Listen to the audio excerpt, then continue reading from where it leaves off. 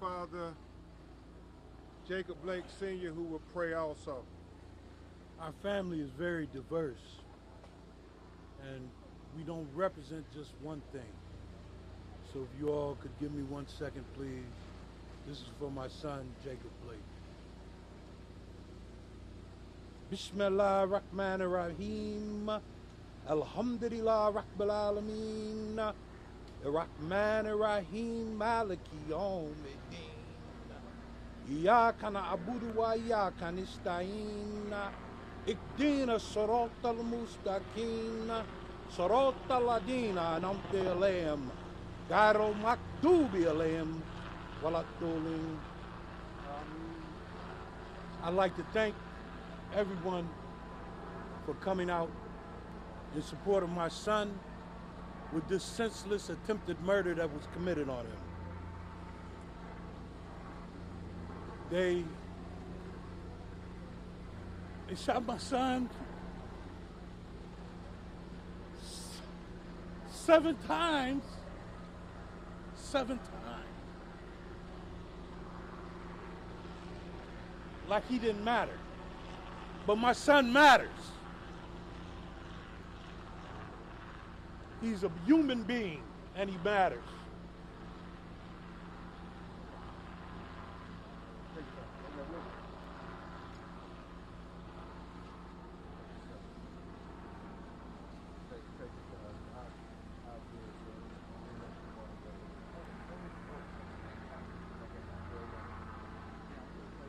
We're going to now hear from his mother, Miss Julia Jackson. This is her only biological son, Jacob Blake Jr.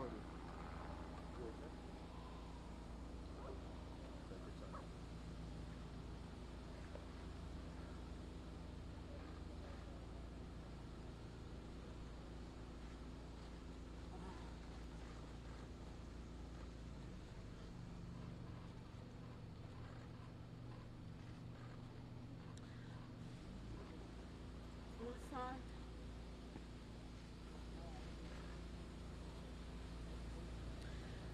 has been fighting for his life. Talk a little louder. And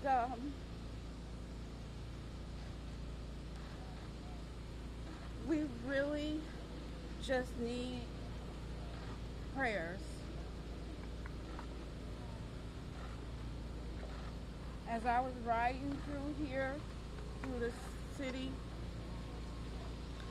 I noticed a lot of damage. It doesn't reflect my son or my family.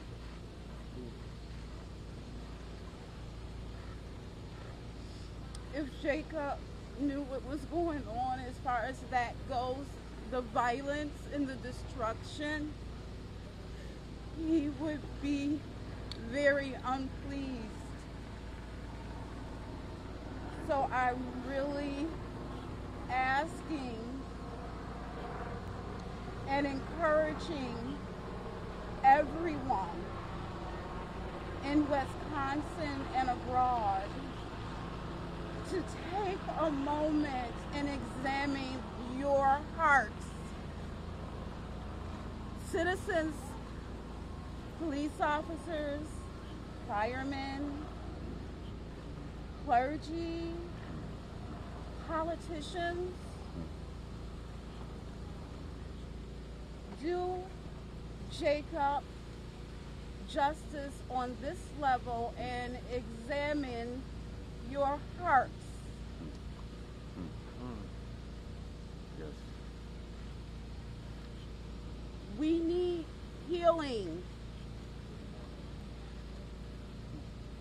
As I pray for my son's healing, physically, emotionally,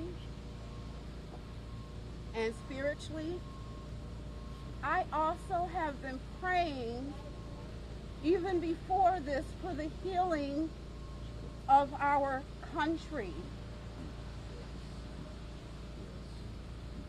God has placed each and every one of us in this country because he wanted us to be here. Clearly you can see by now that I have beautiful brown skin. But take a look at your hand, and whatever shade it is beautiful as well. Amen. Yes. How dare we hate what we are? Yeah. We are humans. God did not make one type of tree or flower or fish or horse or grass or rock. How dare you ask him to make one type of human that looks just like you? Wow. I'm not talking to just Caucasian people. I am talking to everyone. White, black, Japanese, Chinese, red, brown. No one is superior to the other. That's right. The only supreme being is God himself. Please, let's begin to pray for healing for our nation. We are the United States. Have we been united? Do you understand what's going to happen when we fall? Because a house that is against each other cannot stand. That's right. To all of the police officers, I'm praying for you and your families. To all of the citizens, my black and brown sisters and brothers, I'm praying for you. I believe that you are an intelligent being just like the rest of us. Everybody. Let's use our hearts, our love, and our intelligence to work together to show the rest of the world how humans are supposed to treat each other. America is great when we behave greatly. Thank you. Hold on. Yeah, Julia Jackson, Julia Jackson, Jackson. And before we have our sisters address you, we want to give a brief update on his medical status and also our demands. So at this time, I will have Attorney Patrick Salvi Jr. and Attorney B. Ivory Lamar join me as we update you. And as they come, I will tell you what his mother and father just did certainly touched my heart, praying for humanity. The question is it touching the hearts of the people with the authority that we have legally given the right to use force in America? That is, the people who are supposed to protect and serve us. Well, when you look at that video, that horrific video that showed Jacob Blake Jr. being shot at least 7 times at point blank range, where the officer is holding his t-shirt, and you see it on the video. Remember what his mother just said. Where is the humanity? Where was the humanity for this citizen? And as she said, it shouldn't matter the color of his skin. Where is the humanity? In the law, we often talk about deliberate indifference. Well, I think we don't have to give you a lot of legal treatises to let you know that what they did to Jacob Sr. and Julia's son was done with deliberate indifference. As she said, think for a second. Think for a second what other things these police officers could have done instead of firing at least 7 bullets into the back of Jacob Blake Jr., leaving him at this moment paralyzed.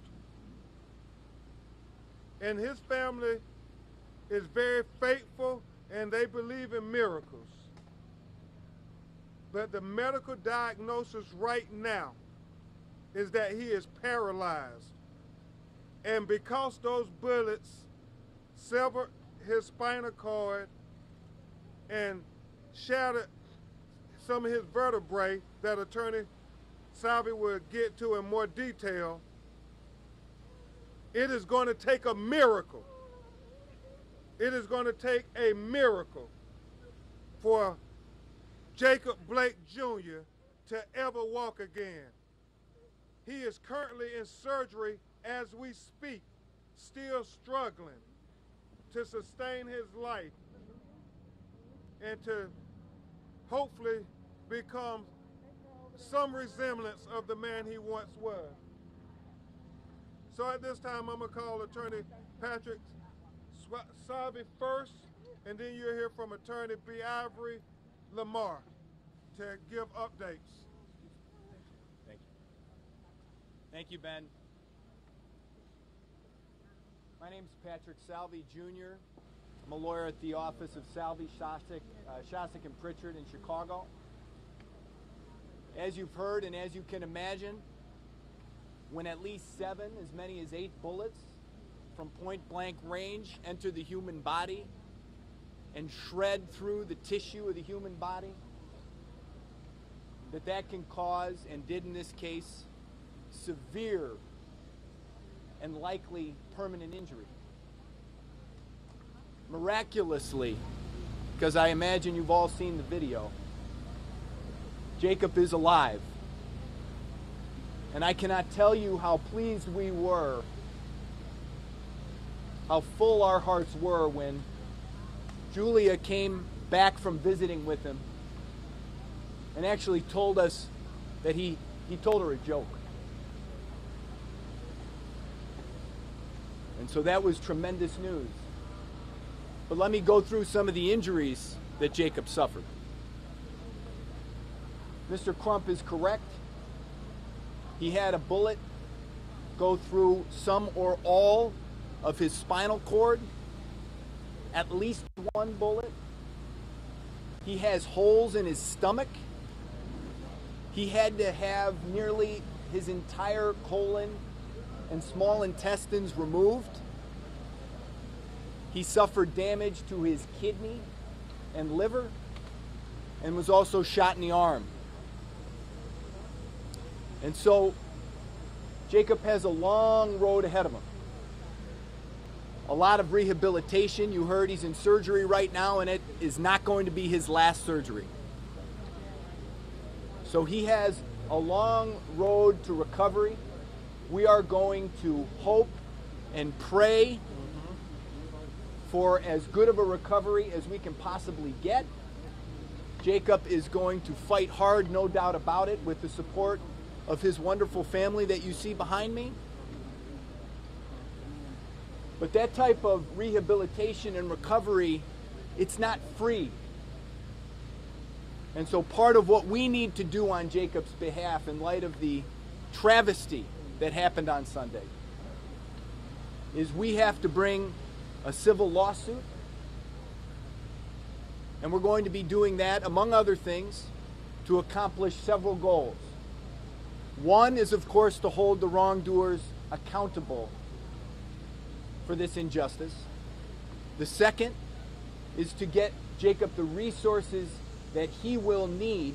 He's a young man. He's got decades of life ahead of him. And what he needs now and what the civil justice system provides for under these circumstances is the best possible medical care to absolutely maximize his recovery. And so we're going to fight for him for that. And then, of course, finally, the fact that due process under the law, something that Jacob was not afforded in that situation, clearly, and that dignity and humanity and compassion, which is how policing ought to be practiced in this country, that it be applied to Jacob no different than it is applied to me. Because we can all wonder that if all else being equal, would I have been treated that way? So those are the things we're going to fight for. Now I'll pass it back to Mr. Crump and Mr. Lamar. Excuse me. Thank you. Thank you, Jack. Thank you so much, Patrick. Now you will hear from Milwaukee native Biabri Lamar, wonderful attorney who's come from this city. Thank you, Attorney Crump. I'm Attorney Biabri Lamar, representing the Blake family, along with the legal team that you see before us today. I want to first start by thanking all the supporters locally, as well as nationally, for all the prayers, support that you have shown this family. They're very grateful for the many acknowledgments that you have provided. The question that we have, that we charge America with today is, how many more examples of police brutality do we need to effectuate change? How many more? How many more marches do we have to partake in to get change? We have a very clear example. If George Floyd wasn't clear enough, today we stand before you with another one. Another example. Today is about accountability. And it starts locally, and we've talked before about how local issues become national issues. Today we want to see how the Kenosha Police Department is going to respond to another event of police brutality. How long is it going to take to terminate the officers that were involved in this tragedy? How long? We're within the first 48 hours right now. Let's see if our marching, let's see if our advocacy is making a change. Because we don't need any more examples. Heaven is full to its capacity with victims who have been taken at the hands of law enforcement. It's at capacity. And that's probably one of the reasons why Jacob lives today. So we ask now for change. We ask for everyone's continued support. We're demanding the police department to take swift action. We ask for transparency. We ask for our local and governmental officials to act swiftly to enforce legislation. It's not so much about creating new legislation. It's about enforcing what's on the books now. And that's what we call for. That's what this family wants. And we will not stop until we get it. Black Lives Matter, and it's very expensive. It's very expensive. And you will see the expense that the taxpayers have the burden on when you do not hold law enforcement accountable for their actions. America, this is the time for change. We have a group of local activists in Milwaukee who have marched from Milwaukee that are headed their way to DC as we speak. This is not a local issue. This is a national issue. I will join Attorney Ben Crump this week in DC as we march on Washington to protest these very same issues. America, we're watching. The world is watching. Let's make a change. Thank you. Yes, sir. Thank you, Attorney Lamar, and thank you, Attorney Savi, for giving details about his medical status. You know, the one thing that the doctor said to Julia and the family was there were these surgeries, and even though he is stable, they are very concerned about bacteria and meningitis when you have to have multiple surgeries. Julia and I and the family, we were hopeful that he wouldn't have to have the surgery. Went to see him today and was surprised to learn that they had to rush him into surgery. So please continue to pray for him. Remember, as Attorney Lamar said, the March on Washington, the commitment march that took place, that is being convened in the aftermath of the killing of George Floyd, Breonna Taylor, and Ahmaud Arbery. And I know Reverend Al Sharpton and Martin Luther King III was questioned over and over again about having this march at this time during the COVID pandemic. And they said to me, Attorney Crump, we can't lose this moment. We can't lose this moment to confront this other pandemic of racism and discrimination, especially in policing in America. And so it's so profound that the week leading up to the March on Washington, the Commitment March, talking about policing in America, that we offer two more exhibits within 48 hours of each other in vivid detail on video. When you look at the video in Lafayette, Louisiana, with Trayford Parolin, and how 10 officers followed him and shot him 11 times and killed him. That was exhibit 1. Right here, Attorney Savage, in Kenosha, Wisconsin, we give you exhibit 2. Blake Sr. and Julia's son shot at least 7 times because of brutal, excessive force. A lack of humanity, just like the lack of humanity we saw with George Floyd. Brutal, excessive force. 7 times in the back, point blank range.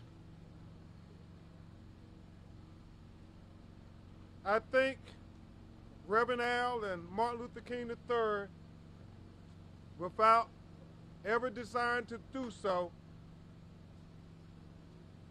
have exhibits why we have to have this march to change the culture and the behavior of policing in America before we have another unarmed black person killed unjustifiably, and we have yet another hashtag that we're meeting while another city is burning and under protest. How many more? That's why we're marching on Washington. I know members of the Blake family have been invited to join George Floyd family, Breonna Taylor family, and other families, Pastor, so we can make the case that we love our children too, that we don't want to continue to have to bury our children. Julia doesn't want to have to sit with her child for the next weeks, months, years, while they go through rehab. These little boys, these 3 little boys, are going to have psychological problems for the rest of their life. Can you imagine what his 8-year-old son, who was celebrating his birthday, is going to think about every time he has his birthday? The pain in his father. Can you imagine? This is real. This is real, America. This is real. This is what we have to endure every day, being profiled by the people who are supposed to protect and serve us. At this time, we're going to hear from his sister, Letitra Weidman.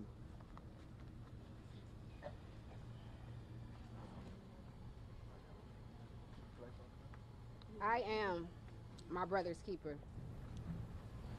And when you say the name Jacob Blake, make sure you say father, make sure you say cousin, make sure you say son, make sure you say uncle, but most importantly, make sure you say human. human life. Let it marinate in your mouth, in your mind. A human life.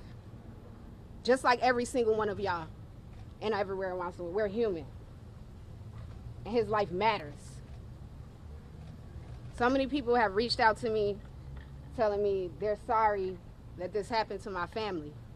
Well, don't be sorry, because this has been happening to my family for a long time. Longer than I can account for. It happened to Emmett Till. Emmett Till is my family. Philando, Mike Brown, Sandra. This has been happening to my family. And I've shared tears for every single one of these people that it's happened to. This is nothing new. I'm not sad. I'm not sorry. I'm angry. And I'm tired. I haven't cried one time. I stopped crying years ago. I am numb. I have been watching police murder people that look like me for years. I'm also a Black History minor. So not only have I been watching it in the 30 years that I've been on this planet, but I've been watching it for years before we were even alive. I'm not sad. I don't want your pity. I want change. Thank you. You sense the pain and the reality that this is real America. I know a lot of you are watching it on television and abstract, but for Black America, this is our reality. And that's why we're having this commitment march. I was telling Senator Kamala Harris and the Congressional Black Caucus members, we have to pass this George Floyd Justice in Police and Accountability Act. We have to. We can't let another day go by, because every day is the potential of another hashtag. And I challenge anybody to tell me that I'm not speaking facts, that it might be another city and another state, but it seems like the scripted narrative is the same. Unarmed Black person killed unjustifiably. The police shoot first and figure out how to justify it later. And oh, by the way, we got the legal system in our back pocket. They'll figure out how to justify it. This is real. At this time, we will hear from his sister, Megan Belcher.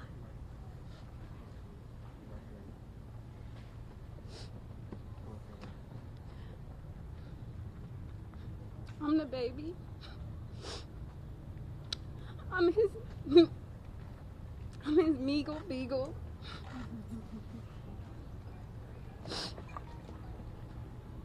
He was my light.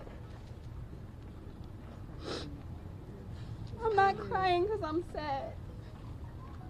I'm crying because I know how upset he is, that his family's upset right now. Not because where he is, but because his family is hurting. He loves his family. You all took him from his family. You all stood by and let it happen. I just want my brother. I just want my brother. Thank you, Megan. And finally, we'll hear from his sister, Zaitha Blake.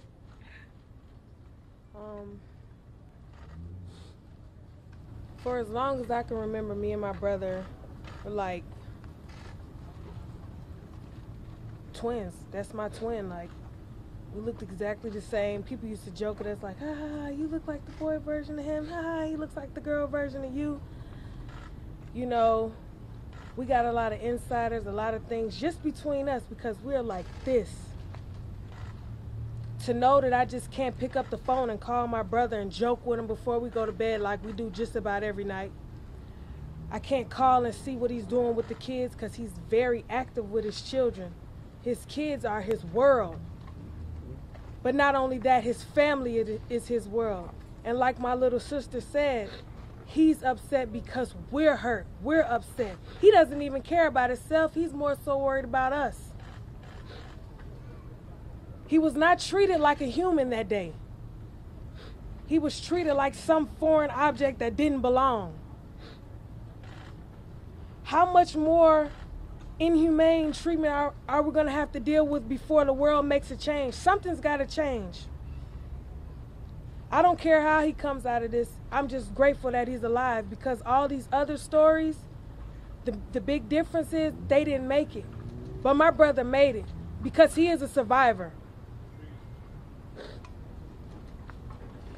Thank you. I would ask if Attorney Saber, Attorney Lamar, Ms. Julia will come back up. We'll try to answer a few of your questions. Ms. Julia. It was too much for his father to bear, so he was going to be up here trying to answer some questions as well. But we'll try to take just a few. Hey Ben, you represent families that are going through what these folks are going through. Why do you think this keeps happening? Deliberate indifference. Absolutely deliberate indifference. People question why we have to say Black Lives Matter. This is why. Because Julia and Jacob Sr.'s son was not treated with the humanity that we often give our white brothers and sisters. And it has to stop, and it has to stop at the highest levels of our government. That really is what this is about. People at the top saying, police, we cannot allow this to happen. Prosecutors, we cannot allow this to happen. Judges, we cannot allow this to happen anymore. We cannot turn a blind eye to the deliberate indifference that was shown to George Floyd, Breonna Taylor, Ahmaud Arbery, Joel Escobedo in Milwaukee, Rayshard Brooks, Trayvon Martin. The list goes on and on. I was just counting this year. I'm just talking about in the last few months. And now Julia's son, her only biological son, is the latest example of this deliberate indifference that America shows to black people. And so it's going to take a lot of prayer. Thank God her and Pastor Boyd and this family is a praying family to try to not only heal him, but also to try to heal his children, his family, and heal this community.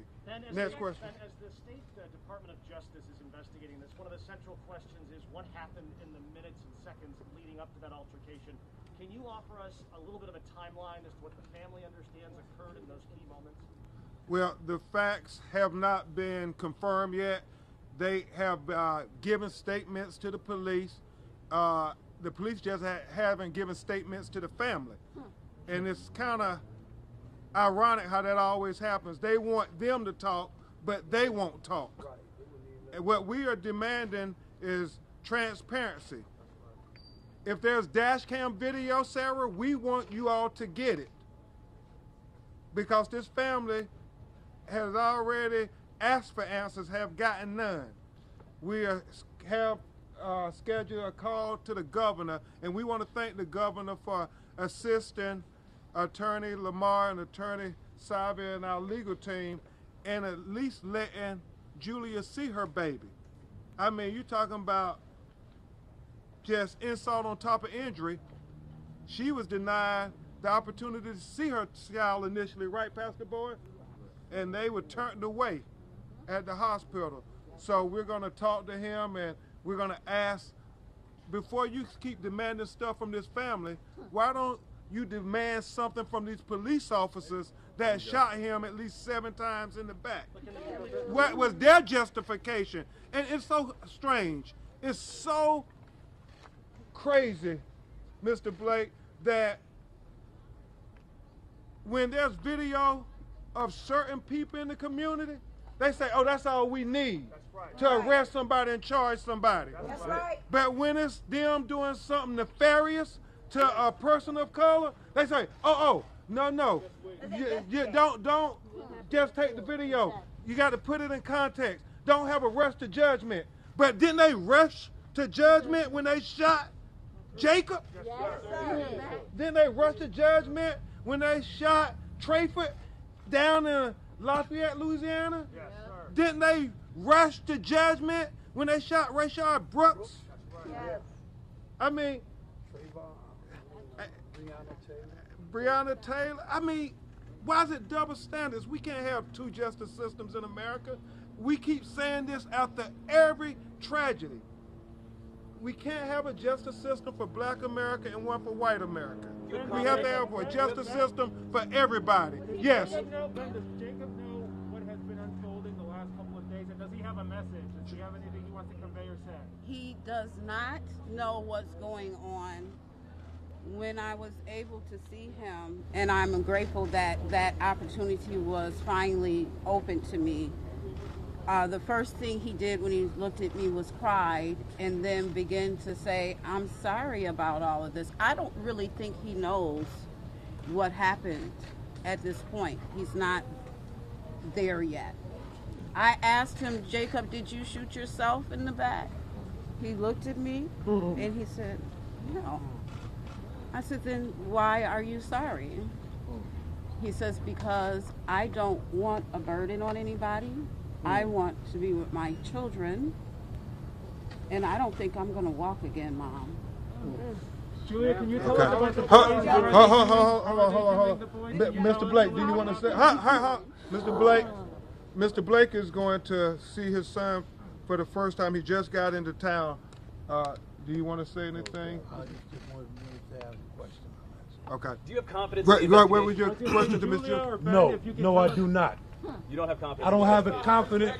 Anybody that is white that is doing an investigation about a black young man that was shot 7 times in his back and haven't come up with an answer or a comment at this point is not welcome. It's not welcome. What do you do with the results? Go ahead, Sarah. Go ahead, Sarah. His background has nothing to do with it. Okay. Can you give us an idea of how his children are doing who witnessed all of this? 3, 5, 8. They are stuck right now. We're going to seek out some of the best child psychologists in the United States, and we're going to work with them and let that the whole picture that it plays over and over in front of their little faces. All my grandson asked repeatedly is, why did the police shoot my daddy in the back? How would you feel if your white son walked up to you as a mother and said, Mommy, why did the police shoot my daddy in the back? You have no clue. The prosecutor's going to make an arrest. Well, we are demanding that the prosecutor arrest the officer who shot Jacob Blake, and we also are asking that these officers who violated the policies in their training be terminated immediately. Immediately. All right, last. Okay, no, we'll address that. It's always after they try to assassinate us in person, they then try to assassinate our character. And the reality is, they know nothing about Jacob before that moment that they make that decision. Last question. I'm sorry? What has Jacob been able to say to you guys about what happened? What has he been able to say? Nothing. He's not there yet. When I went Heavily to pray, medicated. I do want to say, He's in a lot of pain. Yeah. And say that again, Patrick. He's on a lot of pain medication. Yeah, you he heard is the on- injuries that I described. You can imagine he's got some lucidity, but not completely. So we No. look forward to that discussion with Jacob. Hold on. Julian's answering this last question about what he was able to say to them. when I began to pray for him, he told me to stop He asked the police officer that was in the room with us if he was a man of faith. He responded yes, in short. He asked him to pray with us. The three of us prayed together. Can you tell us at all why he was going back to the car? That's it. Come on.